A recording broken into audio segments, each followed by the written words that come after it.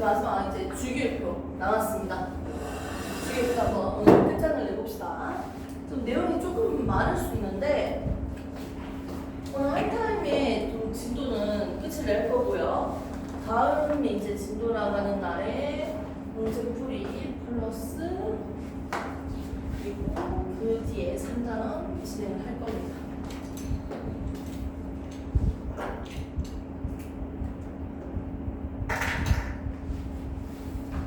자, 1단원부터 4단원까지인데 1단원에 우리가 배웠던 거 기억나죠? 자, 결국 몰수 계산하는 거는 뭐였다? 전체 질량에다가 뭘 나눈다? 1몰의 질량, 분자량 나누기. 전체 개수에다가, 입자수에다가 1몰의 개수, 아보가드로수 나누기. 또 뭐가 있었습니까? 전체 부피에다가 1몰의 부피. 그 온도와 압력에서의 1몰의 부피를 나눠줬습니다. 그럼 각각 우리가 계산을 할 수 있었고요. 자, 1몰농도 계산할 때 몰농도는 어떻게 계산했다? 1리터에 포함되어 있는 몰수다라는 기본적인 것만 가지고 문제를 충분히 풀 수 있었고요. 문제를 조금 더 빠르게 풀려고 하면 양변에다가 부피를 곱해서 몰농도 어떻게 계산한다? 몰수 어떻게 계산한다? 몰농도에다가 부피를 곱해주면 된다. 이때 부피 단위는 리터가 기본 단위이기 때문에 밀리리터면 나누기 1000을 꼭 해줘야 된다. 이렇게 했었고요. 그럼 문제를 푸는 데 있어서 포인트는 양팔저울 요걸로 문제 푸시면 되고요. 이때 분자수비 개수비는 뭐랑 반비례한다? 뭐랑 원자량 분자량이랑 맞죠? 반비례했습니다. 요거 계산할 때 맞습니까? 요거 우리가 계속 이용했고요. 1g당 질량이 같을 때라고 해석해서 문제를 풀면 되고요. 부피당 질량, 질량당 부피가 있을 때 질량당 부피 하면 똑같은 질량을 만들어서 풀기. 부피당 하면 뭐다? 부피를 똑같이 만들기, 개수를 똑같이 만들기 이렇게 보시면 되고요. 이때 원자수랑 분자수가 있었습니다. 분자수를 똑같이 만드는 거였고요. 이거는 원자수는 곱하기 원자수 한 분자당 원자수 곱해서 똑같이 만들어주기 이렇게 사용하면 됐었습니다. 그러면서 나온 게 바로 2단원이었죠. 2단원 우리가 배웠던 거 원자의 변천 어떻게 변해왔는지 쭉 전체적인 흐름을 보면서 우리가 첫 번째 나왔던 내용이 뭐다? 돌턴의 공 모양. 두 번째 전자를 발견하면서 은극선 실험을 하면서 어떻게? 톰슨의 푸딩 모양. 그러고 난 뒤에 전자 박아놨죠. 그래서 톰슨의 푸딩 모양. 그 다음에 원자 핵을 발견했죠. 러더퍼드 금박 실험을 통해서 알파 입자 헬륨 원자핵 쏴주니까 밀집되어 있는 게 있었고 그 주변을 행성처럼 본다. 그래서 러더퍼드의 행성 모양이 나왔고요. 그 이후에 보어 전자 껍질 모양이 나오고요. 여기서부터 러더퍼드 원자핵 발견하고 그때부터 원자핵이 그려져 있었죠. 모양에다가 그러면서 전자 껍질하고 현대에는 뭐다? 전자 구름 모양 오비탈까지 나옵니다. 그러면서 우리가 그 이후에 배웠던 게 바로 오비탈에 대한 개념까지 나왔죠. 오비탈은 전자가 존재하는 방이다. 급하면 물 떠와도 돼. 알지? 전자가 존재하는 방이다. 라고 생각을 하시면 되고요. 이때 집수소가 있는 것처럼 나타내고 있는 네 가지가 있었죠. 양자수가 있었습니다. 양자수 무슨 양자수? 주양자수, 부양자수, 부는 방위양자수라고도 하죠. 자기양자수, 스핀 자기양자수 이렇게 네 가지가 있었습니다. 기억나죠? 주양자수 전자 껍질을 얘기하는 거고요. K, L, M, N 그리고 1번, 2번, 3번, 4번 방위양자수는 모양을 나타내죠. S 오비탈 모양, P 오비탈 이런 게 있죠. 얘는 0이고 얘는 1이고 맞죠? 그거에 따라서 자기양자수 방향을 표현하면요. 9는 방향이 없으니까 0 하고 땡. 자, P 요 같은 경우는 뭐다? 방향이 -1, 0, 1 X축, Y축, Z축이었죠. 세 가지로 표현할 수 있었죠. 스핀장의 함수는 어차피 다 플러스 마이너스 2분의 1로 표현을 했습니다. 됐습니까? 잘 안 보이면 자리 살짝 바꿔서 앉아도 돼. 이렇게 해서 우리가 했었고요. 그러면서 우리가 오비탈 규칙도 기호도 적어봤고요. 그리고 뭐도 했다? 수능 차를 여기 올래. 걔 그러니까 봐. 신경 쓸 테니까. 또 뭐라고 했지? 기호로 적는 방법으로 1S2 뭐 이런 식으로 적는 게 있었죠. 그리고 또 방을 순서대로 채워주면 수소 같은 경우는 전자 껍질 똑같으면 다 똑같다고 했어. 수소는. 그래서 1S 다음에 2S 2P 에너지 높이가 똑같았죠. 준이가 수소 같은 경우 전자 한 개에 있는 원자는 그 다음에 3S 3P 이렇게 쭉쭉쭉 올라왔고요. 같은 껍질이면 에너지 중 똑같았어요. 하지만 수소를 제외한 다전자 원자들은요 다 어떻게 된다? 여기에서도 에너지 크기가 달라졌죠.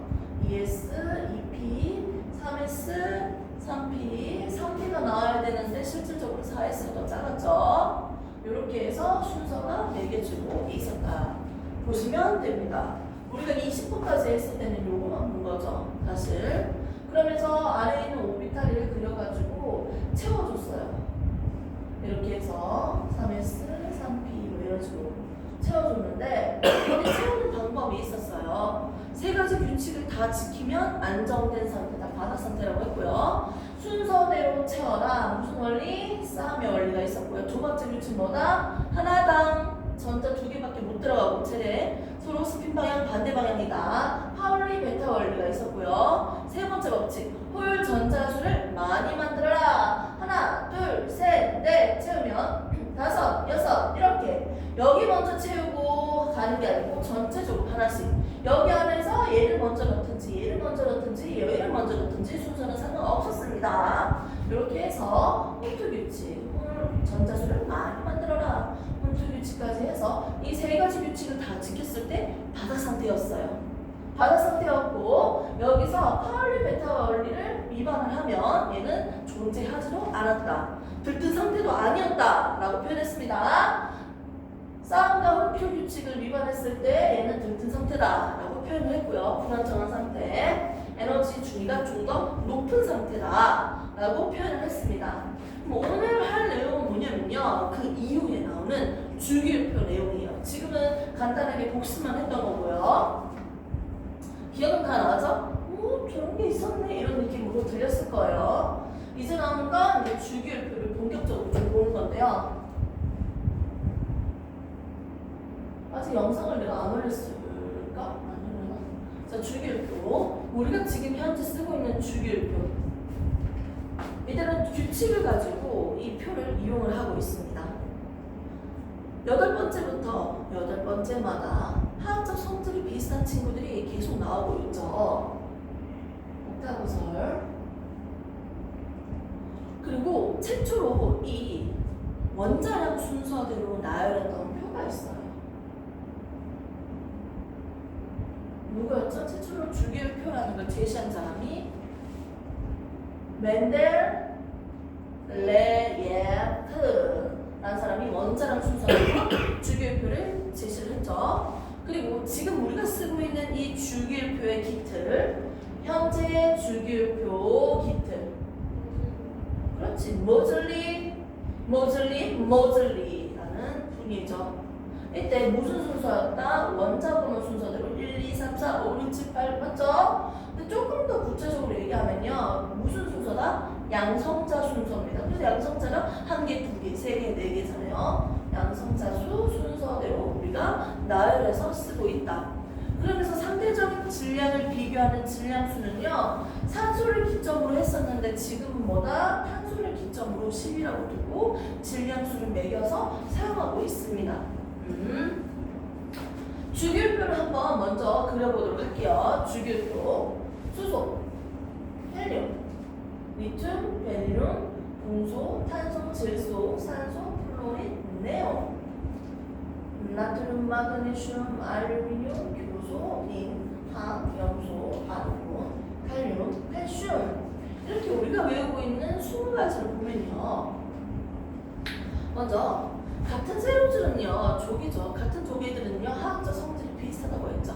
화학적 성질이 비슷한 친구들 순서대로 세 마리를 건져볼게요. 위에 순서는 왜 안 건져요? 입맛은 다른 친구죠. 얘는 금속이 아니고 비금속이에요. 어디 놔둘까? 따로 분리할까? 하다가 지금 여기 같이 넣은 거예요. 얘는 그래서 얘를 제외해야죠. 알칼리 금속 친구들, 성질 비싼 친구들 순서대로 세 마리를 들고 와서 얘들의 질량을 한번 볼게요. 얘 질량 얼마였죠? 저번에 7이었죠? 7. 얘 질량수 얼마였죠? 질량수 얼마입니까? 얘 19번이에요. 원래 같으면 얼마야? 38이라고 우리가 계산했을 때 39입니다. 자, 양쪽에 있는 친구의 질량수를 평균 질량수를 계산을 해서 중간 친구의 질량수를 알 수 있습니다. 질량, 크기, 부피 이거는 물리량이잖아. 길이, 물리량이에요. 물리량. 이 물리량이 평균값이 중간에 있는 친구의 물리량과 똑같아. 이게 바로 세쌍원소설이었죠. 세쌍원소설이라고 표현을 했었습니다. 이제부터 중요한 건 좀 들어갈 거예요. 자, 그래서 주기율표를 딱 봤을 때 중금속은 누구라고 했죠? 붕소랑 규소. 규소 밑에 점안율. 얘들을 기점으로 했습니다. 무거운 중이 아니고 준이랬죠? 중금속이라고 한다. 금속에 준한다. 금속이 아니다. 그래서 엄밀히 얘기하면 얘를 금속에 넣을래? 비금속에 넣을래? 했을 때 붕소, 규소, 점안율 이 중간에 있는 친구는 비금속에 넣어주시면 돼요. 비금속에 넣고 얘들은 금속과 비금속의 중간 성질을 가진 친구들이에요. 반도체 쓸 때 이용하잖아요. 자, 그러면 얘들 왼쪽에 있는 친구들, 왼쪽 아래에 있는 친구들은요 금속입니다. 리튬, 베릴륨, 나트륨, 마그네슘, 알루미늄, 룸툼슘으로 끝나는 친구들이죠. 오, 졸리면 안 돼요.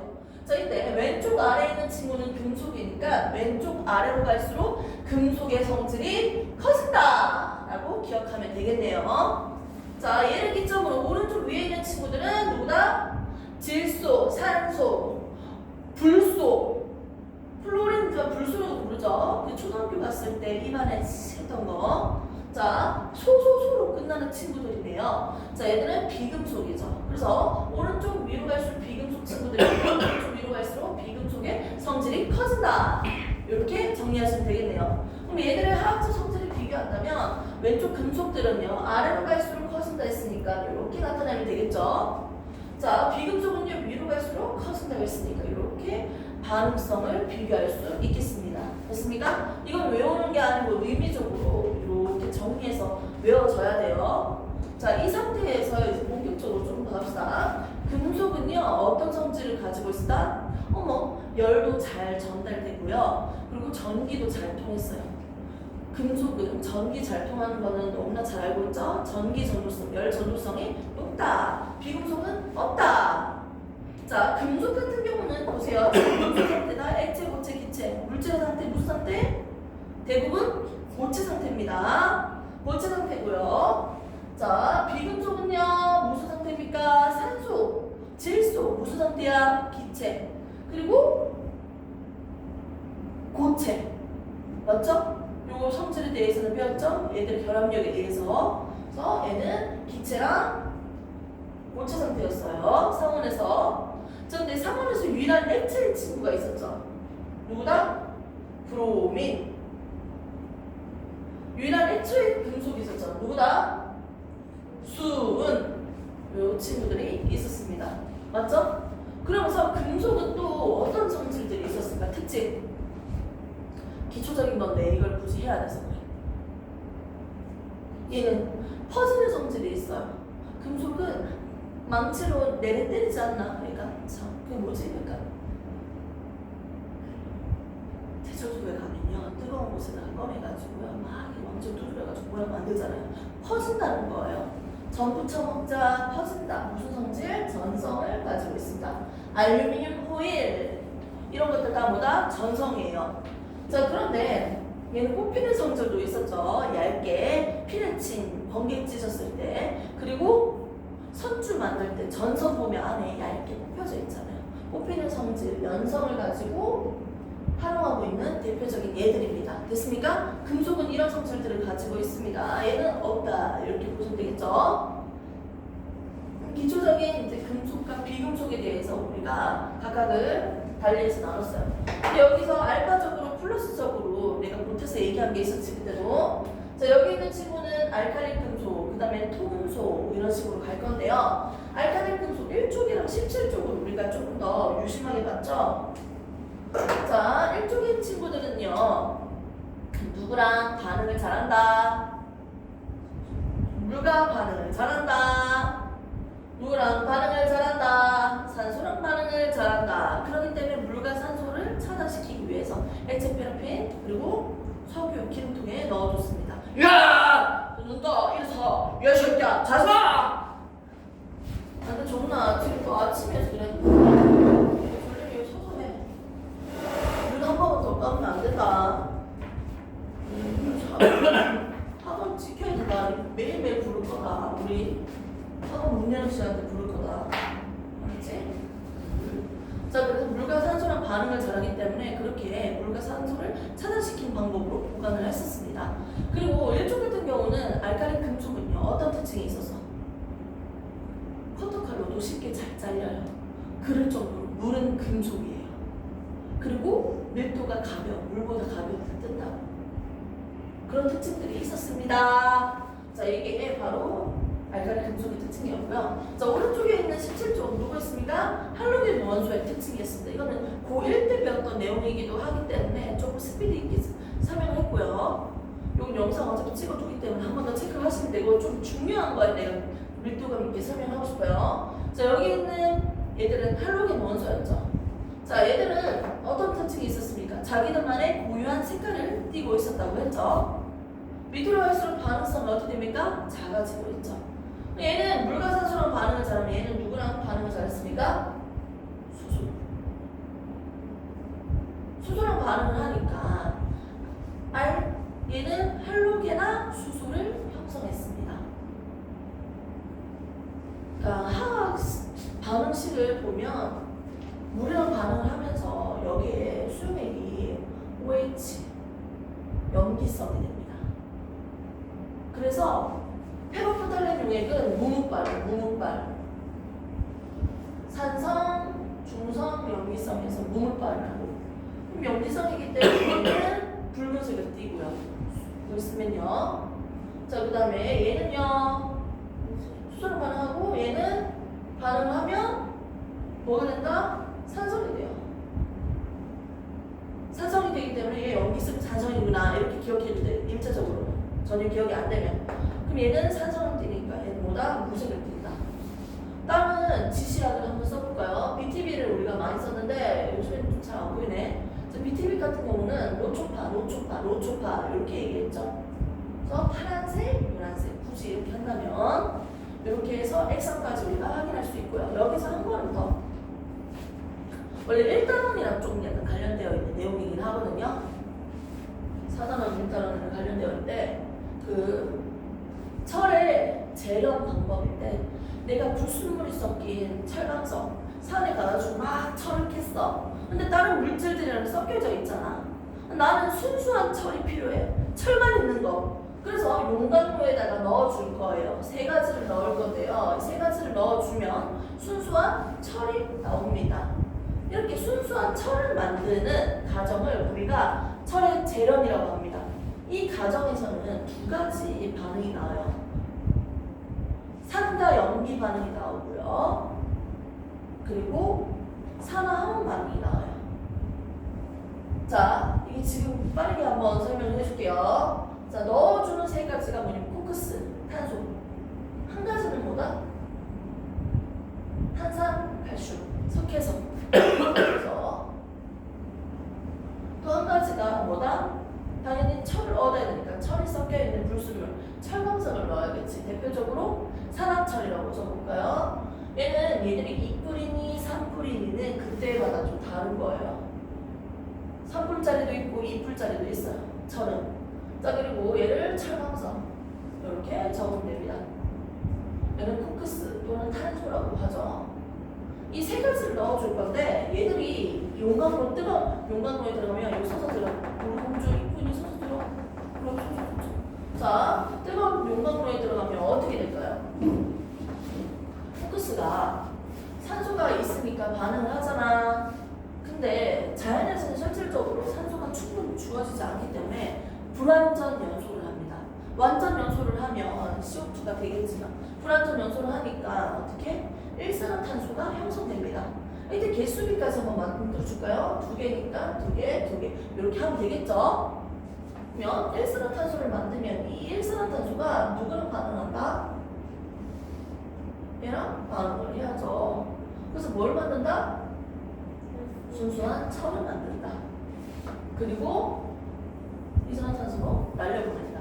기타적인 화학식 더 만들 수도 있겠지만 단편적인 화학식 개수비 한번 만들어 볼게요. 자, 얘는 3개니까 산소. CO2는 탄소랑 산소가 1대2 결합이기 때문에 얘도 1대2 결합을 만들려면 산소가 3개이기 때문에 얘는 3의 배수로 가야 돼요. 3을 만들어주는 게 제일 안정적이에요. 이게 이해되니? 아, 나 머리가 존나 빠르네. 자, 그거 이해 안 해도 돼. 중요한 거 아니야 지금. 자, 이 개수비 만들어주면요. 철 이거 2개죠? 2 적어주시면 되고요. 3 하면 개수비가 다 맞을 거예요.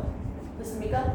자, 이 상태에서 첫 번째 반응식들은요. 순수한 철을 만드는 반응식입니다.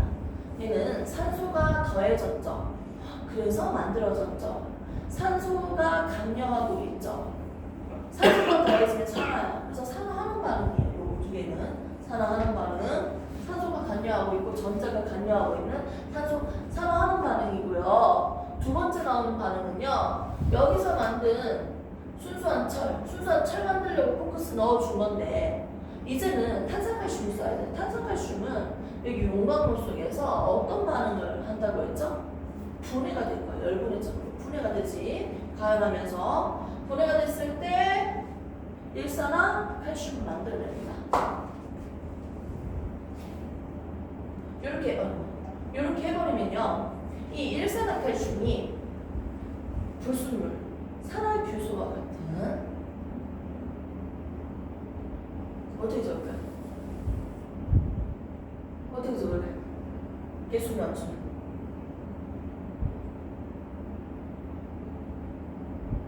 숫자 어디? 여기 1번, 2번 이렇게 해주면 개수비가 뭐가 중요해? 불순물이랑 산화규소는 얘랑 반응을 하면 슬래그 형태로 띱니다. 이거 그대로 더해가지고 적으시면 돼요. 순서대로 붙여가지고. 이렇게 중요하지 않고요. 그럼 이거 아스팔트 만드는데 이용하거나 하면 되겠지. 자, 여기서 이거는 약간 외적인 내용인데 나 혼자 유추했던 거야. 왜 대표적인 불순물을 산화규소로 적었을까? 지각을 보면요. 가장 많은 원소, 8대 원소를 보면 순서가 뭐였어? 산소, 교소, 알루미늄, 철, 이하 블라블라였어요. 대부분 땅에 있는 건 산소랑 규소고 얘들은 서로 결합되어 있는 산화규소의 형태로 존재하고 있습니다. 그럼 산화규소들이 철이랑 막 달라붙어 있겠지. 그러니까 철을 분리시키고 나면 대표적인 불순물을 산화규소라고 부를 수 있겠네요. 나는 이렇게 유추를 했어요. 과학 공부가 안 될 때는 이렇게라도 하시면 돼요. 모르자면 나중에 고치시고. 오케이? 자, 아무튼 첫 번째는 산화하는 반응으로 순수한 철 만드는 반응은, 두 번째는 산화하는 반응도 있지만 중화 반응을 통해서 불순물을 제거하는 방법이 있어요. 불순물 여기 안에서 만들어졌는데 이 불순물을 평생 여기다 갖다 놓고 살래? 쌀 거 아니야? 밖에 보내야 될 거 아니야? 불순물을 제거하기 위해서 필요한 반응입니다. 그러면 석회석은 불순물 제거하려고 넣어주는 거고요. 코크스는 순수한 철 만들려고 넣어주는 거예요. 얘가 왜 산화하는 반응입니까? 수소 이온도 안 보이고요. 수산화 이온이 만드는 것도 안 보이잖아요. 실질적으로 수소 이온이 존재하는 물질을 산, 물에 딱 넣었을 때 수소 이온 만든다. 산이라고 하고요. 물에 넣었을 때 수산화 이온을 만들어내면 얘는 염기라고 불러. 교육 과정에서는 실질적으로 이렇게 해서 얘들끼리 반응해서 물을 만드는 중화 반응은요 극히 드뭅니다. 극히 드무는 수준은 아니지. 많진 않아요. 자, 여기에 나오는 친구가 뭐냐면요. 금속이죠. 금속이 산소랑 반응하면 금속 산화물이라고 해. 금속 산화물은요. 뭘 띠다? 염기성이다. 얘는요. 규소예요. 금속이야, 비금속이야? 비금속. 굳이 엄밀히 얘기하면 비금속 산화물이죠. 비금속 산화물은 뭐다? 산성을 띈다. 여러분 이거 얘기하려고 지금 이 가정을 한 거야. 어떻게 보면. 그래서 이렇게 염기성과 산성이 반응하는 중화 반응이 있습니다. 그래서 여기는 염기성, 여기는 산성이다. 연결시켜서 같이 외우고 있어도 좋죠. 이 지문은 아주 오랫동안 수능에서 매년마다 나오는 화학 반응식이었어요. 고1 때 지금 배우지 이거는. 자, 머리 식힐 타임 30초. 거의 춤좀 추면서 이렇게 움직여. 저희 불 떨 사람 불 떠시고요. 좀 빠르게 움직여주세요. 빠르게, 빠르게.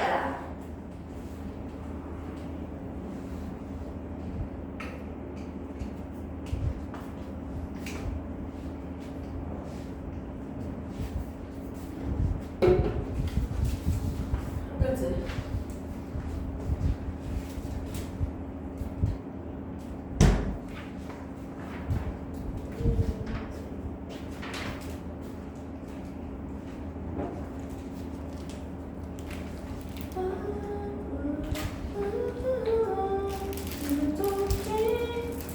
맨날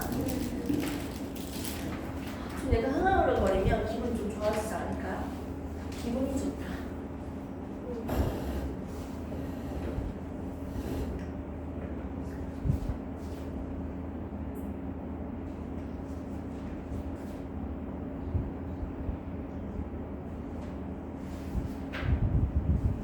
오, 지금 재채기 멈췄다. 절대 아무 말도 안 해야 돼. 효과 엄청 좋아요 여기. 아니야. 원래 밤에만 재채기 많이 하잖아. 배울 거예요. 먼저 여기. 아, 저것 때문에 진짜 고생 많이 했지. 근데 항생제 먹으니까 좀 효과가 있더라. 항생제 전에는 항생제 먹으면 이제 물통 싸는 거지. 물통 싸면 병원 바로 가서 약 갈아야 돼요. 물통 계속 싸면 안 좋아요. 이 장에 있는 유해균까지 다 나가는 거니까. 장기는 확실히 떨어졌어요. 항생제 먹으면 안 돼.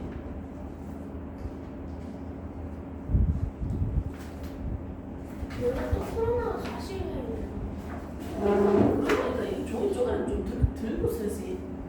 아 진짜 우리 공주야. 코로나 요즘 코로나 핫하지 다시.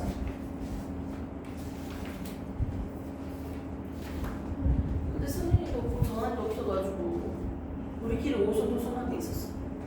문제 풀고 아까 그 어렵다는 문제 풀고 있었어. 자 시작해봅시다. 이제 좀 재밌는 거 좀 해봅시다. 좀 재밌는 거. 자, 원소의 주기적 성질이 나와 있습니다. 뻔한 얘기를 지금부터 또 할 겁니다. 자, 이 주기표를요 전자껍질 모양으로 설명을 할 거예요. 기초적인 거니까 너무 익숙할 거야. 빠르게 그릴게요. 1번부터 그릴게요. 중간에 플러스 1 원자를 있고요. 주변에 전자들이 채워져 있어요. 1번이니까 전자 한 개죠. 자, 적을게요. 원자 번호는 뭐랑 똑같아? 양성자수랑 똑같고요. 뭐랑 똑같습니까? 전자수랑 똑같다는 거 우리가 알고 있는 거죠. 1번이니까 한 개 한 개, 2번이니까 두 개입니다. 자, 그럼 2번이면요. 헬륨은요. 전자가 두 개니까요. 두 개 채워주면 되겠죠. 3번이면요. 전자 껍질 한 개 더 생겼죠. 안에 두 개 채우고 바깥에 한 개. 4번이면요. 두 개. 5번이면요. 하나 더. 이렇게 채워주시면 여기에서 9번, 8번이 있습니다. 8번 볼까요? 자, 8번이고요. 얘는 16쪽입니다. 기억나죠? 얘는 8번이야. 첫 번째 껍질 전자 2개, 두 번째 껍질 몇 개?